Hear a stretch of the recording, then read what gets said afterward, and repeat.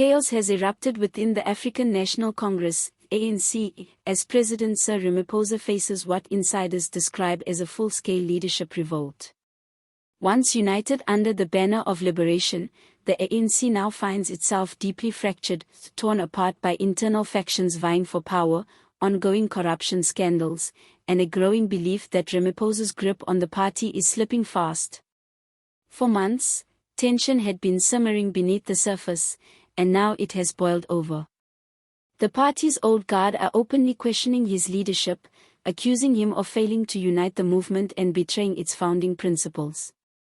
Reports suggest that influential figures within the party are secretly organizing, calling for an early leadership congress that could potentially oust Ramaphosa before the 2026 elections. What began as quiet dissatisfaction has escalated into open rebellion. Within the ANC, two dominant camps have emerged. On one side stand Ramaphosa's loyalists, those who still believe he can restore the party's damaged reputation and rebuild public trust.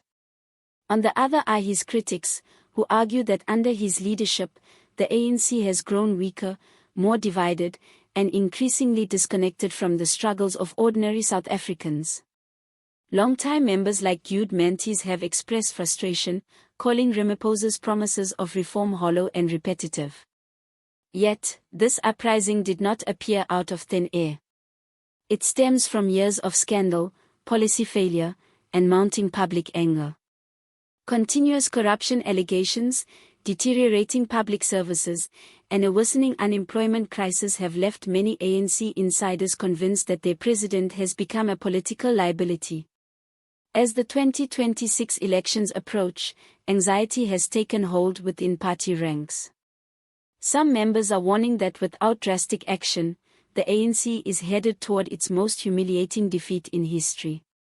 The party is bleeding, and Ramaphosa has lost the plot, a senior leader reportedly told him during a heated closed-door meeting. The president, in turn, is said to have fired back, warning that another internal civil war could destroy the party completely. However, his caution may have come too late. Even his most trusted allies are now questioning whether he still possesses the energy or political skill to guide the movement through the storm. Publicly, Ramaphosa maintains a calm and composed image.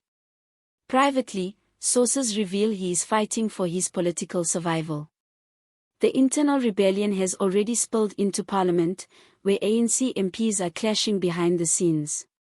Fierce arguments over the party's direction have erupted, with some members even threatening to abstain from key votes or cross the floor, an almost unthinkable act that underscores how fractured the ruling party has become. What was once the most powerful political organization in South Africa's history now stands as a house divided. Across the nation, South Africans are watching this turmoil with disbelief and exhaustion. Many citizens say they no longer recognize the ANC that once championed justice, equality, and freedom. Social media is flooded with hashtags like #ANC imploding and #Ramaphosa revolt, as frustrated citizens debate whether the president can still govern effectively or if new leadership is desperately needed. The public mood is clear, people are demanding change. With the ANC crumbling from within, that call for transformation is only becoming louder. Political analysts warn that this may be the most dangerous crisis the ANC has faced since South Africa's democratic transition in 1994. Some suggest that increasing pressure might push Ramaphosa to resign voluntarily to preserve unity, while others argue that if he refuses, the party could fracture beyond repair, handing opposition parties like the EFF and DA their best opportunity yet to make significant gains in 2026. The stakes could not be higher. This struggle is no longer just about one man's leadership, it's about the ANC's survival and South Africa's future path. All eyes now turn to the upcoming ANC National Executive Committee meeting, which many believe will determine Ramaphosa's fate.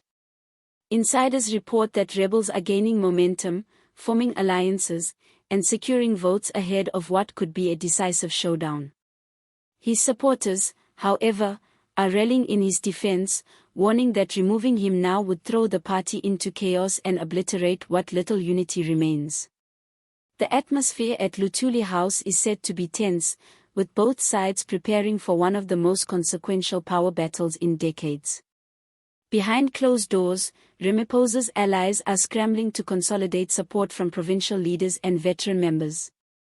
Their argument is simple: further division now could destroy the ANC beyond repair and give the opposition a historic victory. His rivals, meanwhile, are striking back just as forcefully, seizing on every scandal, every failed policy, and every dip in popularity to portray Ramaphosa as weak, indecisive, and out of touch with the people. Speculation about succession is already widespread, with names like Paul Moshetel, Linde Kulu, and Zille Mackay circulating through the corridors of power. For ordinary South Africans, these internal games of power are deeply disheartening, a painful reminder of how far the ANC has strayed from its original mission. The liberation movement that once dismantled apartheid is now mired in self-interest and internal conflict. Citizens are weary of a ruling party more preoccupied with infighting than addressing the nation's worsening crises: poverty, inequality, corruption, and an economy in decline.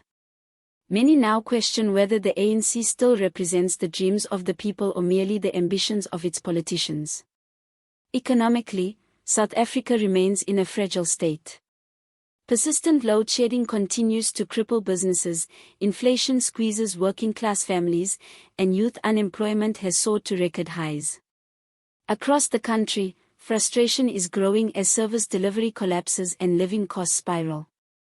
In this environment, watching politicians battle for control rather than progress has only fueled public outrage.